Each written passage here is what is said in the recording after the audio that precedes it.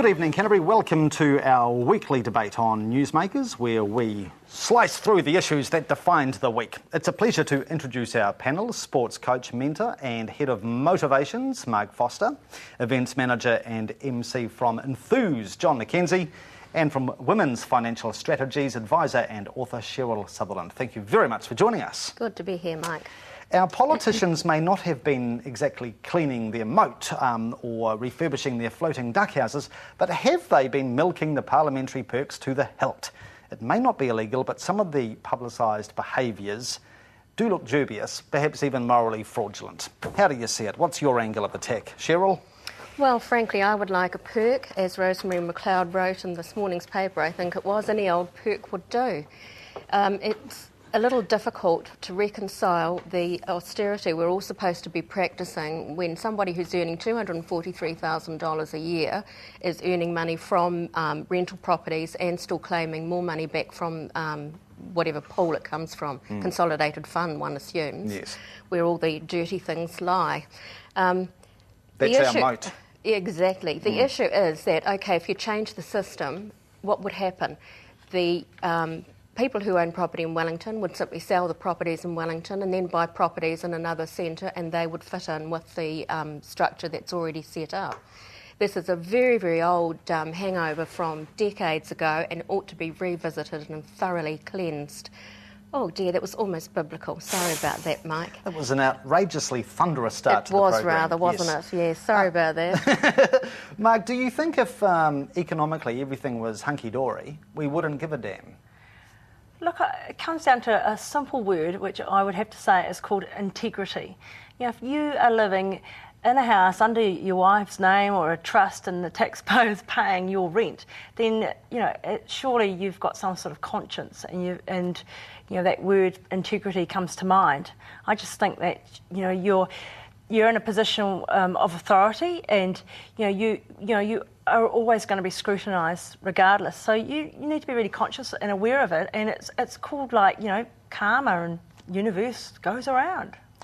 Obviously, having a whack at politicians is a national sport, for Joe Blow, but do you think there is any great defence to the current allowances scheme, John? Yeah, I actually think there's been a bit of hysteria around it all, and I think the two main issues for me are that one, I think the air travel thing was a big thing.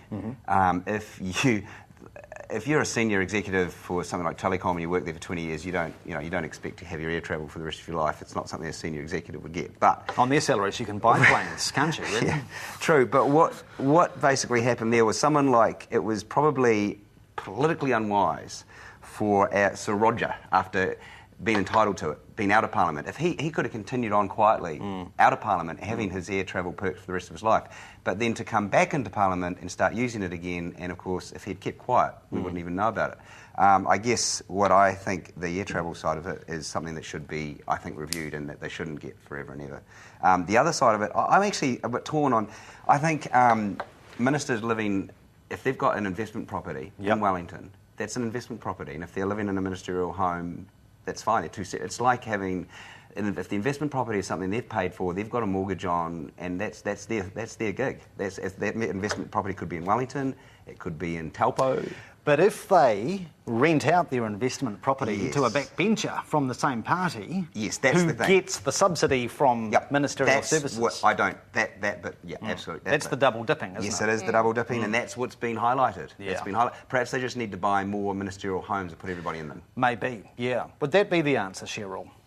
Well, one of the answers that the politicians gave us was that this was a way of supporting and shoring up their superannuation fund. Now, last time I checked, they had the best goddamn superannuation fund in the country.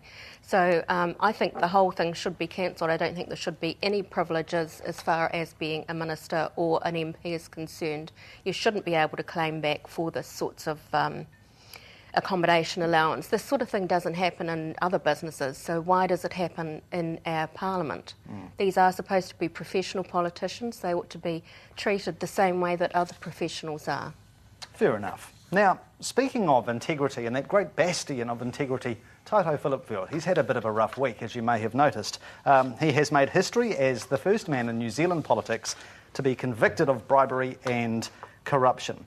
His supporters, Marg, and some academics are saying, oh, look, the jury just did not take into account Samoan culture and custom. Do you think that's a possibility? Look, he's living in New Zealand. He's under New Zealand law, and you know, if you do wrong to others, then you know you're going to get your katappants, and he's basically done that. And I mean, look, it's that Tyler that went over there and was kind of just, you know, almost like a.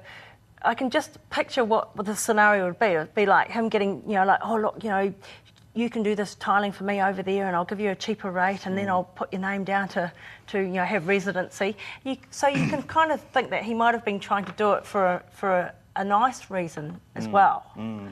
But, I mean, you know, Samoan, I just think that we need to ensure that we've got a great law and it needs to be kicking into practice, and I suppose we saw evidence of that. What do you make of it, John?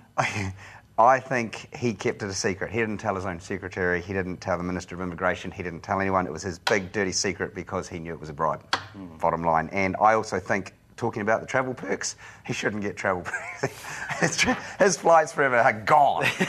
I'm sorry, he's let down, I think he's let down himself, his family, his culture. He didn't tell anyone because he knew it was a bribe. He created false documents. And that's, I mean, that's from what I've read. Do you think those who say, oh, he's just naive, need their head read? Oh, absolutely. Look, the guy's done a couple of degrees. He's not an idiot by any manner or means. And as you said, Marg, the whole cultural thing is utter bollocks. He lives in New Zealand and must comply with New Zealand law. The second thing that really appalled me about this was Key's response.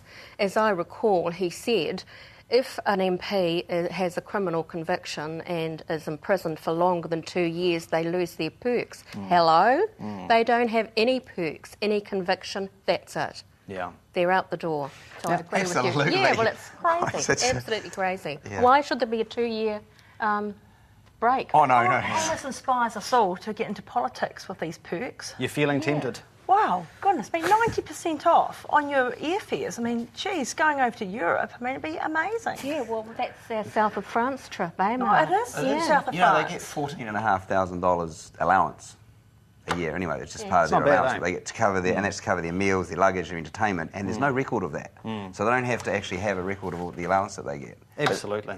Now, before we go to the break, reflect on these immortal words from Auntie Helen. We haven't heard from Auntie Helen about the Taito Phillipfield conviction, but you may recall Auntie Helen told the House of Parliament about 3 years ago, if Mr Field is guilty of anything, it is of trying to help other people. We'll be back shortly.